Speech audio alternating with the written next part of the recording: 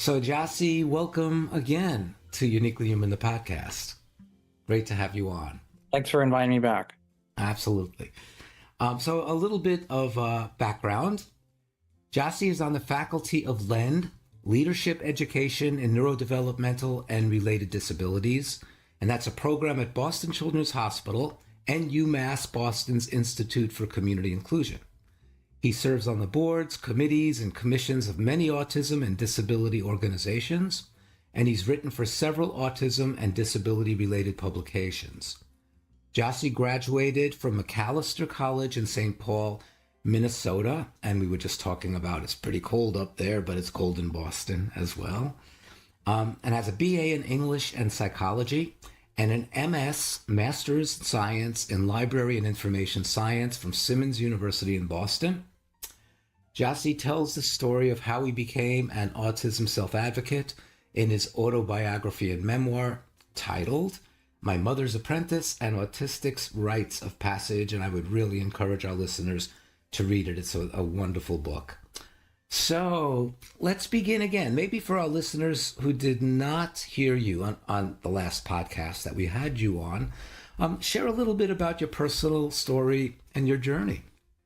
Okay. Well, the last time I was in a podcast, I think I was about to turn 50. Now I'll be 52 in May, and I'm a relatively late diagnosed autistic, not by today's standards, but I was diagnosed at 17, right before my 18th birthday, so 1991, and that was after going through several misdiagnoses. Like I was in special education for a bit, and I was in regular classes. It was thought that I had a learning disability. When I was 11, I was diagnosed with autism residual state. Um, my definitive diagnosis sort of coincided with an understanding in the United States of an autism spectrum. That's when Hans Asperger's work and Leo Kanner's work was published in the same anthology made available in the United States. Mm-hmm. So since that time, as a psych major, as you mentioned in my bio, I did research on autism, which led to me getting involved with autism organizations, and I've done that. And I started getting involved with autism organizations, and I basically have. Well, I did have a job. I'm also a librarian from Simmons, as you mentioned. And I did have a job as a library assistant, but that led to a great deal of stress. I had a lot of problems on that job. There was some misunderstandings and there was some conflict, so I wound up taking time off and going on disability and still doing volunteer work with autism organizations and other civic organizations in my town. I live in Bedford. And my mom was an academic and but she was in the humanities and she got interested in disability studies. So she dipped her toe into the social sciences and she Mm-hmm. interviewed me and about my autism and that she wrote a paper about that for a class she was taking. That led to an article that was published in an anthology of other academics writing about their experience with disabilities called Mm-hmm. Illness Academy. And my mom and I are going to write a book together. Well, we started presenting together around the country. And Ah. people always like that dynamic of the self-advocate and the parent of a self-advocate. So my Mm-hmm. mom and I are going to continue that and write that as a book. But unfortunately, she was diagnosed with lung cancer and she didn't make it past 6 months. So I basically continued that legacy and finished the book. But what that led to was me being introduced to the LEND program by people who rallied around me when my mom was no longer in the picture. And some Mm-hmm. of my colleagues in autism organizations, one of them was an LEND alumni, and she told me about the LEND program. They're looking for a self-advocate. So I got involved with the LEND program, which led to another fellowship at a sister institution. And then I was invited on the faculty. But the LEND program opened up a sort of a developmental disabilities network and led to associations with different projects and presentations having to do with disability. And there's been a change where it's like a lot of the stuff that I used to do for volunteer work, I'm actually now paid for a little bit because my expertise is considered, or my lived experience is considered expertise. So Yes. I do some consulting work. So I've been involved with particularly like certain projects of like people medical schools wanting to improve how they train doctors to deal with people with neurodevelopmental disabilities. That's And a that's a research big, project. important issue. Yes. Yeah. So it's just amazing how you kind of entered the journey with your mom, and then, as you said in your words, you carried on the legacy, and that's so important. So the two issues that I thought would be perfect for us to talk about, because there are important hot issues in discussions around autism and supporting people who are neurodivergent. But it's also areas that you have expertise in and that you've written about. And that is number one, presuming competence. And second point is interdependence. And they are clearly interrelated, but I think it would be easier for us and our listeners to begin by focusing on them individually, and then maybe we could come full circle and talk about how they might be interrelated. So, simple question. What does presuming competence mean to you? I guess what it means to me is assuming that I am capable of learning. Not that necessarily I already know how to do things, but that I can be taught how to do things, and that it's worth the effort to teach me, even if I don't seem to get it the first time. Yes. And what, in your experience, as well as other people's experience that you know of, are the benefits to presuming competence, to understanding that people are capable of learning and growing? I would say it's a more optimistic outlook. In other words, not only does it give the person a certain degree of dignity to assume the best and not assume to worse, but also, it's easier to solve problems when you come to it with a positive attitude. I almost liken it to having a growth mindset as opposed to a fixed mindset. In other words, Yes. okay, you presume competence, maybe you run into some obstacles, maybe the person can't do it what exactly you thought they could do, or maybe not in the way you thought they could do it, but maybe there's an alternative way of doing something. Hmm. It And, says you can think outside the box and find another way, engage in a kind of lateral thinking. yes. And I think there's a relationship piece to this as well. I recall, I think it was in 2017 at the Autism Society of America conference. I was privileged and asked to moderate an opening panel with 6 autistic individuals, and the topic was quality of life. And Mm. every person on the panel spoke about a person in their life, in many cases it was their mothers, who believed in them, who assumed they can grow and learn, and having that hopeful perspective rather than a limiting perspective. So, do you believe that that holds for the full range of ages and abilities in individuals? I think some people say, well, if we already see some emerging abilities, for example, in language, we know we can kind of go from there. But what about those people who are showing more challenges or limitations in certain areas? I would say it works for them too. In fact, maybe most especially for them, that you need to approach them with a positive attitude that we can do this, we can find a way. We can, and and maybe, independence for them might look different. In other words, they may not be, they may need let's say, a different type of assistive technology or an augmentative alternative communication. They may need Yes. to have assistance in different ways, but it doesn't mean they can't have fulfilling lives and even be somewhat independent.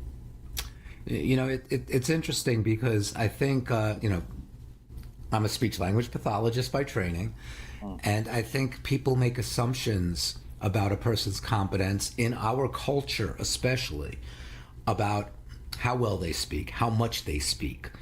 We confound speaking ability with intelligence. And I think you're absolutely right. I think maybe especially for people who have more limited abilities, and I'll toss in there more limited abilities in communicating through speech, then very often the assumption is this person is not competent. And they become even a much more a marginalized group within, unfortunately, a larger marginalized group. So there is some pushback against the notion of presuming competence. And so I'm going to quote from an article that was published in 2015 that I think of as an anti presuming competence argument. And this is by a person named Jason Travers. And he said some of the current thought and rhetoric in the field of special education and disability studies impinges upon these opportunities. And he's talking about opportunities for people with disabilities by approaching the education of children with autism and other developmental disabilities from a philosophical standpoint based on presumption rather than evidence, hope rather than data, and pseudoscience rather than science. What is your feeling about that quote? Well, it makes me think that the presumption, in terms of like, if you want to use the sort of the frame of evidence-based, well, you gather evidence by starting with an hypothesis, and presuming competence is an hypothesis. My hypothesis is that this person is competent. So that means I'm going to go test my hypothesis. But if my hypothesis was that they weren't competent, I wouldn't test it. So I need to have a hypothesis that this person is competent. So I could start gathering the evidence, and maybe I'll find that they can't do what I thought they can do, or maybe they can't do it in the way I thought they could do it, but then there's always a possibility of accommodations or finding other ways of doing things. So Gets back to the point of what additional supports do we have to put in place so that we can realize the full potential of the individual. That it's not that, okay, well, the limitation is in the person, going back to the social model of disability.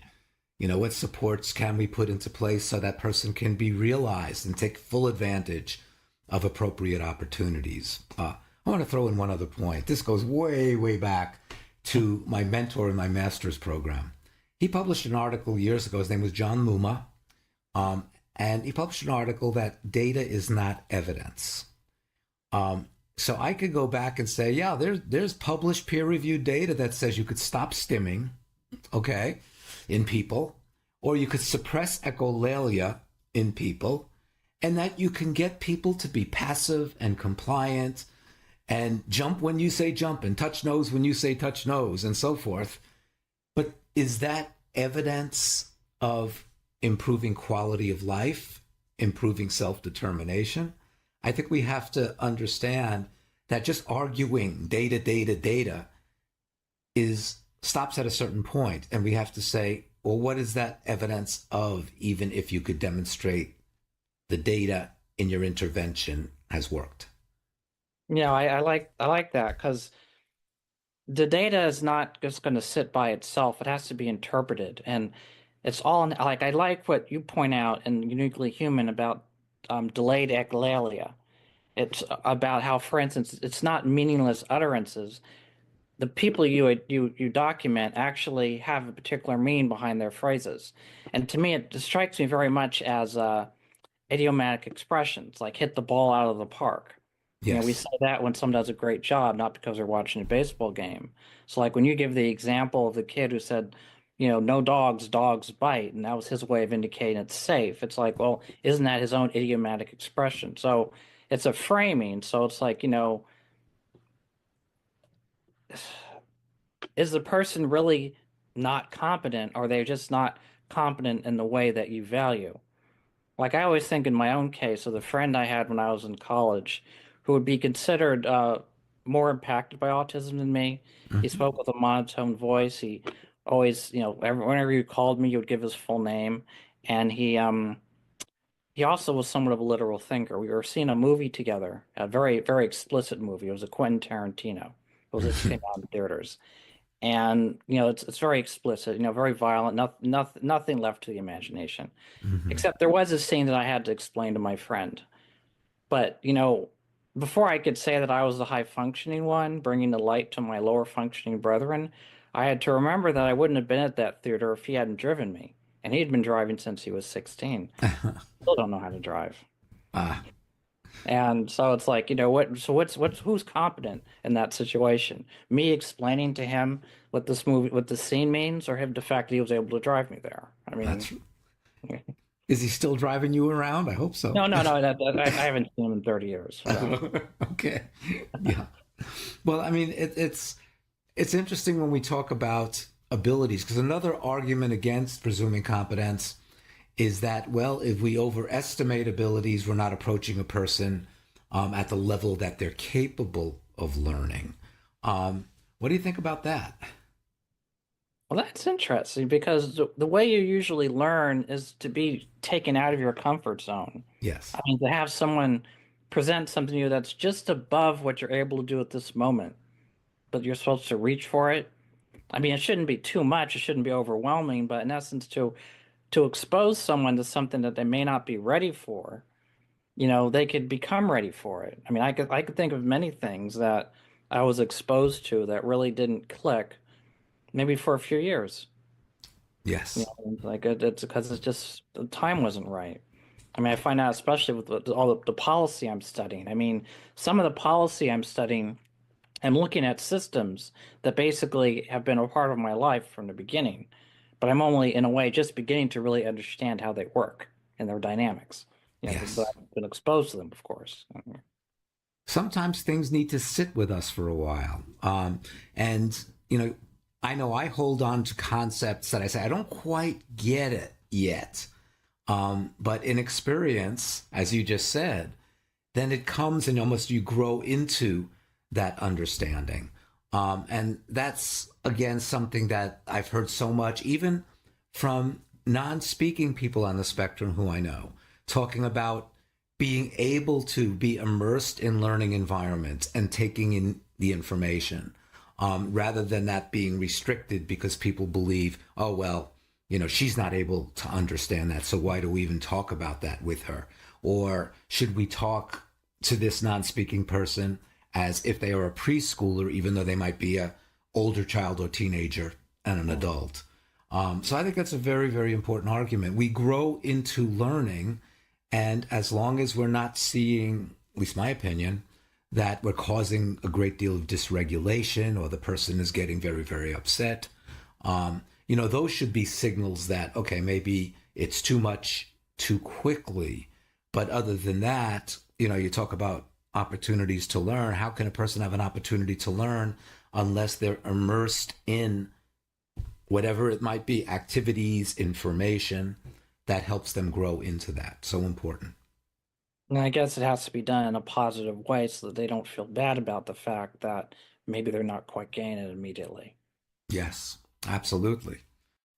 You could help save 3 lives. The selfless act of someone else was the difference between me having my husband, my best friend. Donate blood at ARUP Blood Services and support patients in Utah hospitals. We're open 7 days a week. Visit utahblood.org to schedule an appointment. That's utahblood.org. Your summer begins at Resorts World Las Vegas. Explore premium stay packages featuring no resort fees, complimentary valet, and exclusive seasonal perks. Discover the ultimate poolside escape at our newly refreshed 5.5-acre pool complex with 7 unique pools, including the stunning Athena Infinity Pool overlooking the Las Vegas Strip. Then turn up the volume with Resorts World Live concert series featuring artists like Nate Smith and the Psychedelic Furs. Luxury stays and unforgettable entertainment await all summer long. Book now at rwlasvegas.com. That's an obsession. No, that's an enthusiasm. That's my jam. That's your jam. One thing just I can do, part of who I am. Hello, this is Noah with your enthusiasm of the day. This enthusiasm comes from Isaac in Illinois, who says, I love bacteria. As a child and teenager, I shied away from my deep love of science and categorization in search of something more normative. Well, now I'm a doctoral student studying microbial ecology, and this type of intense focus is not only okay, it's celebrated. Graduate school and autism brings plenty of its own challenges, but not being allowed to talk about bacteria all day is certainly not one of them. I am so glad to hear about your love for bacteria, Isaac. It is true that bacteria really makes the world go around, as I'm sure you know, And now that you've devoted your studies to learning more about it and teaching people about it, I think that's an amazing use of your enthusiasm. So that's a great lesson for all of us, that if we follow our interests and our enthusiasms, they could end up taking us to awesome places, like maybe even graduate school. So thank you so much for sharing, Isaac. Back to you, Barry and Dave. Just curious, I know a lot of your advocacy work also has to do with the work environment and job opportunities. So I think, maybe some of our listeners think our discussion has been focused on school age. But how do you think presuming competence applies, especially in work settings and beyond the school years? I think that comes up particularly with how people get jobs, or how the job process works. Because I would almost say there's like an ideal candidate, perfect employee paradox, where it's like, people with disabilities can bring a lot to the workplace, and people with all types of disabilities. I mean, as the author Tiffany Yu in her book The Anti-Ableist Manifesto points out, people with disabilities are the ultimate life hackers. And of course there are other reasons why people with disabilities can bring a lot of good to the workplace. And it improves company culture because people feel like they can have psychological safety, so they can ask questions. It ask for help when they need, even if they're not disabled. It improves. Of course, there are also financial incentives, but also statistics show that disabled employers are usually, there's better retention, less turnover, and also companies do make more. And so in essence, in terms of presuming competence, usually, sometimes companies fear that hiring a person with a disability will cost a lot of money in terms of accommodations. And usually the accommodations aren't that usually are not, they're free. Basically, it just might be an alteration. Something as simple as allowing someone to work from home, which is interesting. During the pandemic, that became everyone was working from home. But that's an accommodation, flexible work schedule. So in other words, not necessarily doing things always in the same way. Or changing the sensory environment, or allowing more breaks as needed, which can benefit everybody who work in very intensive and kind of sedentary requirements for working. Yeah, I mean it's really amazing when we think about allowing people to grow with the right supports, as opposed to you need to prove your abilities from the get-go for us to even hire you. And the last point you made, I think, or one of the last points you made is so important, and this is evidence-based, that when we see diversity in work environments, we see just a much, much more positive atmosphere and greater productivity than when we limit that. And unfortunately, given our current circumstances politically, we're going to have to fight to retain as much of that as possible. So important. So, okay, so let's shift, if you will, to the other concept, and that is interdependence. So, Gyasi, I'm going to toss it at your way again. And what does interdependence mean to you? Certainly a term that we've heard quite a bit in recent years. I think it's something very, very basic. The fact that no one can do everything by themselves. And that, I mean, it's interesting, having a disability, the goal is to be independent. But I mean, that's not a wrong goal. Maybe it can be better stated, because it's more like part of being independent is knowing your limits and knowing what you can and cannot do, and knowing where to ask for help, how to get help, who to ask for help. I mean, independence is like making that phone call you have to make to ask for assistance, to make that doctor's appointment. That's independence. Yes. Even though you're not the doctor, but you're making a phone call makes you independent. So I mean, that's a corny example, but what I'm saying is recognizing your limits, and there's nothing wrong with having them. I mean, it's like going back to assistive technology or accommodations. I mean, I remember the time when assistive technology was normalized for me. I was at a conference and a person with physical disabilities asked a question. She said, "Has anyone used an elevator lately?" And of course, we all had just come down from our hotel rooms in an elevator. So we said, "Yeah, we used an elevator just now." And she said, "Congratulations, you use assistive technology." And got me thinking, yeah, that makes sense because we all need technology to assist us in one way or another, you know. So whether it's a car, whether it's a day timer, we all need or a computer assistance with organizing our time, remembering things, communicating remotely, stuff like that. So that should be normal. I mean, there's nothing wrong with it. Usually we don't think anything of it. I mean, I even think the distinction between hearing aids and glasses. I mean, both are to correct a sensory impairment, but one's very distinctly a disability, assistive technology, and the other is not. So it is very interesting. I don't know how that decision got made, but in other words, some technologies are strange and some aren't. You know, I think about even word prediction on a computer. You know, it's kind of like there we have technology helping us to have to think or at least plan our motor skills less because we could just hit one key and that multisyllabic word is plugged in because we knew the first three letters when we typed it. But the whole notion of interdependence also, you know, on the relationship level, kind of, you know, going back to what I mentioned, that panel that I was privileged to moderate, how many, actually all 6 panelists identified people in their lives that presumed competence, that believed in them, and that had that relationship of, on so many levels, helping a person to regulate when they needed that support and being emotionally well regulated, helping that person to problem solve and work through a cognitive issue as well. And the notion of independence, once again, I think, has been elevated to such a level of prominence. Well, if he can't type on that keyboard totally independently, then we don't believe it's that person truly authoring the message. That's how we teach people. That's how we interact with people.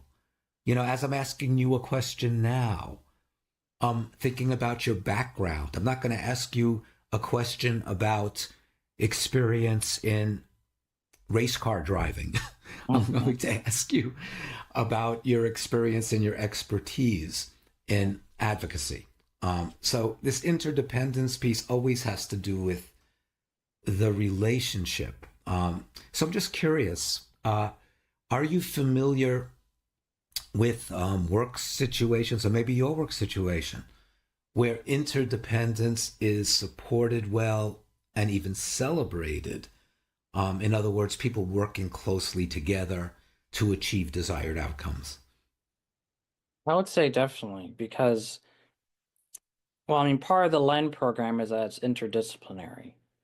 And the idea is that, you know, the way we're approaching policy or understanding of disability or anything is from different vantage points that all come together to make it make sense.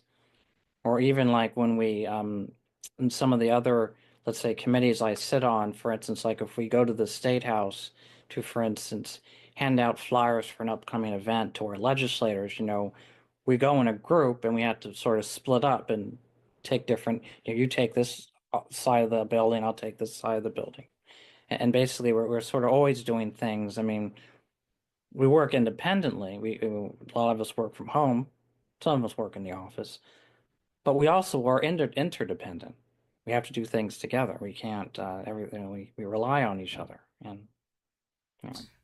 And I really like what you said previously, that kind of twists the argument on its head a little bit, that to be successfully independent, you have to know, okay, well, I've kind of reached my limits of capability, expertise. It could be your motor skills.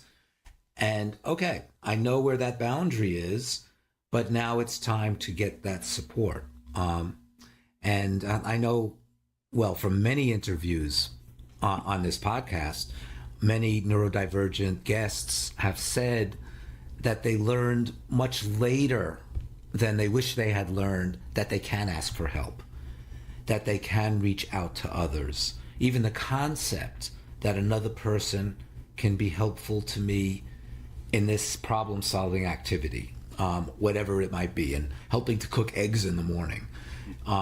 That's such an important skill. Do you see that as something that really needs to be prioritized, especially starting with kids and then moving up into the adult years? Because in essence, we need to kind of normalize it, because in many ways we do normalize. We do normalize asking for help, but there's some instances where we don't. We kind of do think we have to do this all on our own, or it doesn't count. And we almost have to remind ourselves that actually, no, it still counts if we initiate the help. It's almost like, a leader can't be a leader by themselves. They need to have followers. So, I mean, it's, you need to be able to have people who can support you and help you accomplish your goals. It's, that's just as important. And in a sense, it's an aspect of being self-determined. Yeah. That I can make the decision as to whether I feel competent and can be successful in doing this activity by myself, or whether, having that collaborative support from another person is going to be necessary. So it seems to me that presuming competence and interdependence are somewhat related. They're really not separate issues. So I've thought about this a bit, but I'm really curious as to your thoughts about how these may be related. They may be related.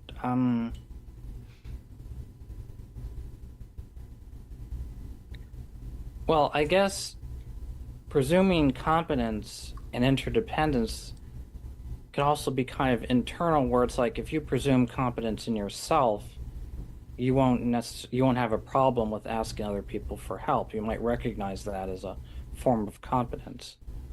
And then people will not externally be bothered by you or look askance at you asking for help. They might recognize that as a sign of leadership or maturity or self-awareness. And you were mentioning the conference you were at where it was adults on the autism spectrum talking about quality of life, and I think about the Surgeon General's advisory on loneliness as being a health threat. So in essence, it's very important to be in relation to other people. So it's very important to not always be by yourself and on your own. And of course, one reason he suggests is that in essence, being around other people can not only you can get help when you need it, but also it could be motivating. Yes. It can help you perform better, help you be healthier, because people are around you, they see you, they recognize you, and you can learn from them and get that. Yeah, and thank you for bringing up the Surgeon General's comment on that, because it's so important. And we do know that research indicates for older individuals, it is so important to have a social network. And I think for everybody in general, that's a very important kind of support for mental health. That some of the greatest triggers for depression and other mental health issues has to do with being isolated and feeling nobody understands your experience, and feeling that even if I wanted to reach out, nobody's going to help me. So that whole notion of building a person's self-esteem by presuming competence with the right supports, very, very important, and interdependence, that these issues are like hand in glove almost, and we have to consider that. And it is unfortunate that people, unfortunately, too many people are still believing that independence is the promised land and that we should withhold support even if a person is very challenged, becoming dysregulated in an activity, or we should ignore them if the dysregulation, results in what's considered to be undesirable behavior. Whereas emotional regulation is all about being attuned to another person's feelings and experience and being able to step in. Those terms, co-regulation, that we call mutual regulation. And it even doesn't just help with the mental health, but physical health too. Absolutely. So, And the interrelationship between mental health and physical health. If you're feeling lousy in terms of your emotional state, it impacts your physiology.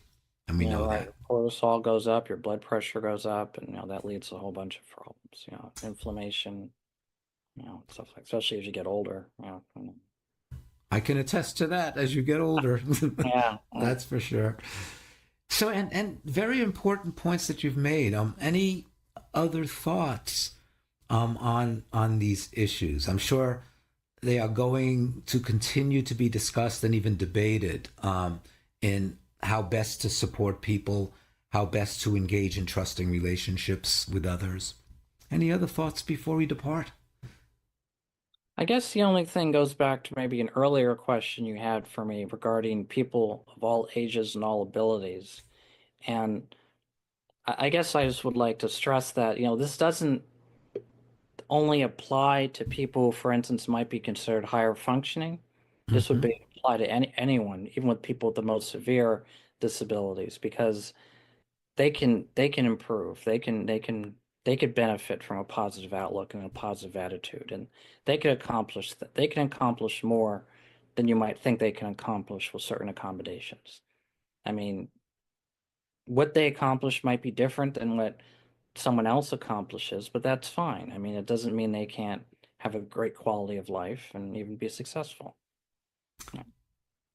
Thank you. And that's a really interesting point, that maybe quality of life does have to do with how much we presume competence and how much we embrace interdependence. I think lived experience of so many people, many guests that we've had on, and so many people we learn from certainly supports that. So, right. Gyasi, thank you so much. I knew this would be a really terrific discussion. I've learned more, and best of luck to you in your very important work with the LEND program. No, thank you. Thanks, you too. Luck to you too. All righty, thanks. Yeah. Dr.